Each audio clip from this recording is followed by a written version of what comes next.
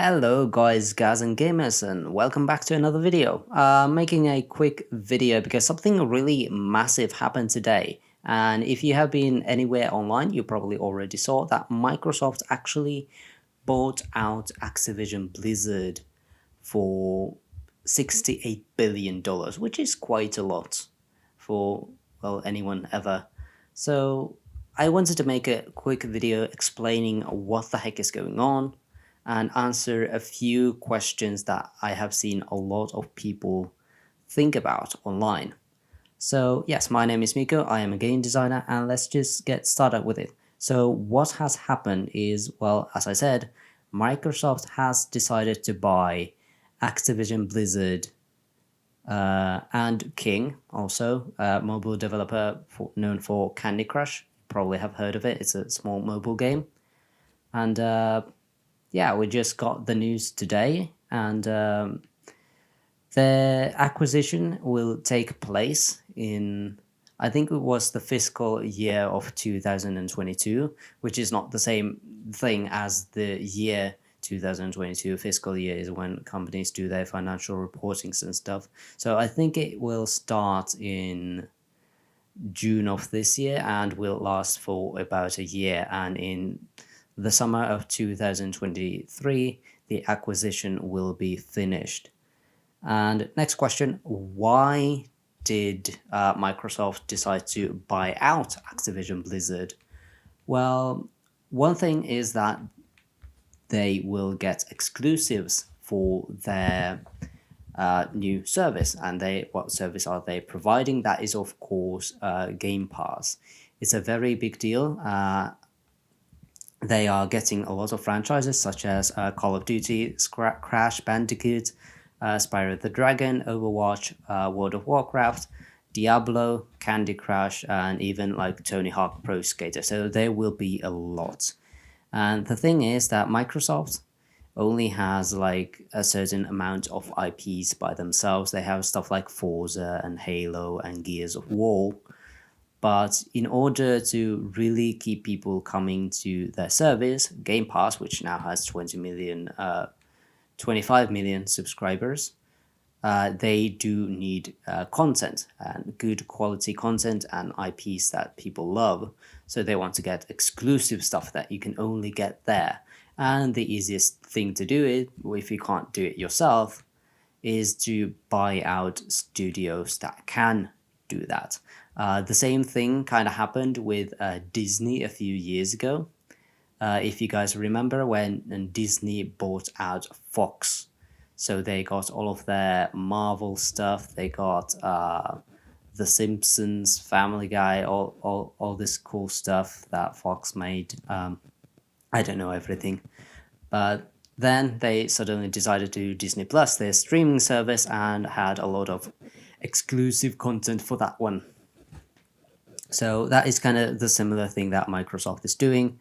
I will expect that PlayStation will do something a bit similar when they have their own service. At the moment, it's still known as Spartacus. It will be a Game Pass competitor, and maybe they will also be forced to make a move like this and buy something big like Square Enix or Capcom. And I don't even want to imagine what they will buy, because I'm not really a fan of these big acquisitions. I will talk about that later. And also, is there a chance that this will not happen at all? Because big mergers like these have to be approved by, I think, the US government before they are really finalized. Like, will this actually happen? I think there is a big chance that it will. I would say about 85% chance that it will, because if Disney can buy Fox, then I see no reason that this wouldn't happen either. But at the same time, we just got news from The Verge that US competition enforcers launch overhaul of merger approval process, which happens to also be news of today. If that is as a reaction to Microsoft buying Activision, Blizzard, King, then it will be a weird coincidence. Basically, the Justice Department and Federal Trade Commission launched a joint effort to modernize antitrust enforcement, seeking comment on how these agencies can apply the current law in cases against tech companies like Meta, the Facebook company, and Google, but of course would also include like Microsoft buying huge studios like this. So they will definitely do something about how big companies can just merge together, but I have no idea what will actually result in that. A lot of just non-business people, just average gamers, have just been wondering about what does this mean for PlayStation 5 and Nintendo?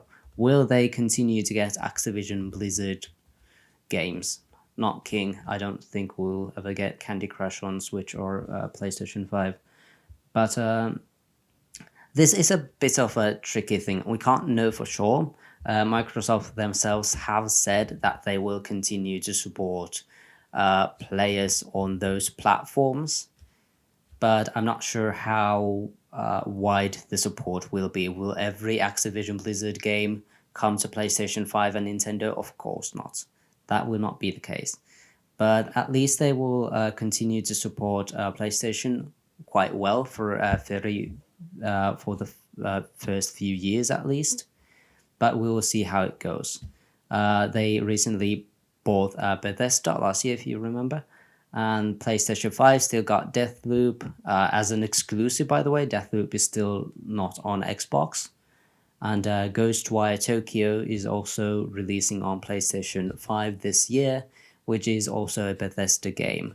But some of the stuff will be exclusive and some of the stuff will be multi-platform. Of course, everything will also be available on PC.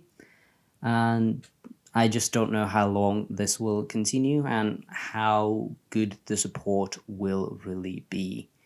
I think it will be okay for the past few years, but then it will slowly die down and stuff will suddenly become Microsoft and Xbox ecosystem exclusive. And of course, nothing for Spartacus, the Game Pass competitor for PlayStation. I don't think anything will be included there. And for Nintendo, Microsoft and Nintendo have been kind of buddy-buddy for the past few years, getting some games like Minecraft, of course, Cuphead on Nintendo Switch, Ori games game. I'm not sure if both Ori games are there, at least one of them is. And then stuff like Banjo and Kazooie and Steve from Minecraft in Smash Brothers. So they have been doing, well, Microsoft has been doing some cool favors for Nintendo and releasing some of their games on their platform. So I think this will be true. And I think like franchises like Call of Duty and Overwatch will definitely be on the PlayStation, and stuff like Crash Bandicoot and Spyro the Dragon will be on Nintendo Switch. But I'm just not sure for all franchises what will just happen. Some of them will, of course, be exclusive, even some bigger stuff.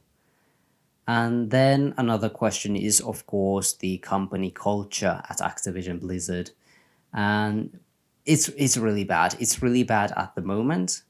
You have probably read on the news. I didn't talk about it last year at all. Unfortunately, didn't have the time or expertise to really talk about that kind of an issue.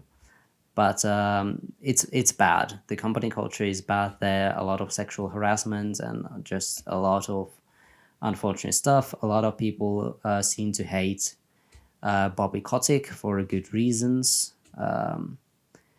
And I think eventually with the acquisition, things will get better.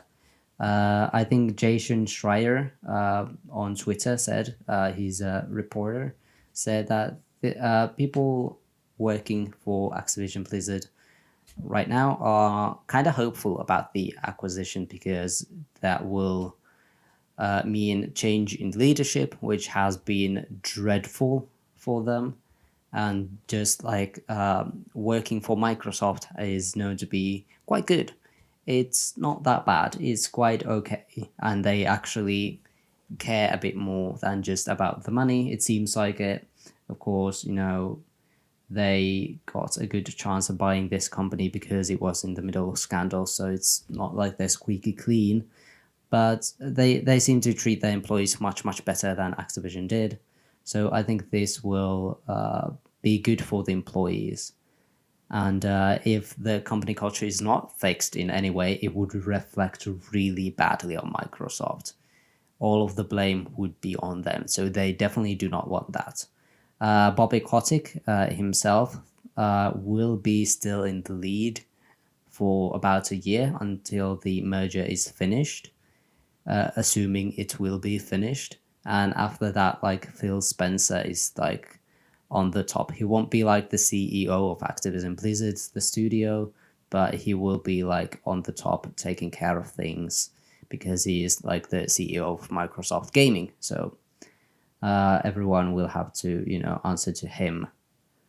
And while Bobby Kotick is expected to leave after the merger is finished, he will still probably get a big payout because they got a lot of money from this acquisition.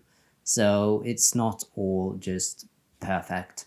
And the last thing I just wanted to talk about here quickly is this just good for the industry in general? Because personally, I am not a big fan of these big acquisitions because that just makes these already big companies closer to being monopolies. And monopolies are not good because they are against competition. If one big company has a massive share on some industry, they can basically dictate it themselves, and that is always really bad. So that is something to be of course concerned about. And even if there is like still only a few competing parties, say only Sony, Microsoft, and Nintendo, it would still be a pretty bad thing. We do need a lot of competition in this already a bit of a greedy field. We need guys who do it better, show them example, like we can succeed and people love us. And we need those. For like smaller studios, acquisitions can be good, at least for the first few years, because they get like more resources and easier to do stuff they have always wanted. But eventually that will just come down to business suits demanding them to do stuff. If they are really successful or if they're not successful at all, they will just, mess with the creativity and the flow and maybe start doing things differently. That might be a good thing or a bad thing, might bring horrible company culture to that, change management, which everyone always blames on for a good reason. And I'm not sure what will happen here, but I'm actually a bit more hopeful for this one than I was for Microsoft buying Bethesda, because just of the scandals that have happened at Activision Blizzard, and I just want best for the workers of that company, and I really hope things will get better. I really do. I don't really care about the games that much in this deal as I do for the employees. The games will hopefully get better, hopefully a bit more polish, and hopefully they will do something with IPs like StarCraft and Spyro more. But the thing that really matters here, I think people should focus on, is like the employees. But that is all from me for now. I want to know, like, what do you guys think about this deal? Let me know down in the comments. Are you excited about this deal for some reason? Is there any questions I did not answer? Please let me know. I will try to answer them in the comments below. And I have nothing else to say here. So I just see you guys next time. Bye bye.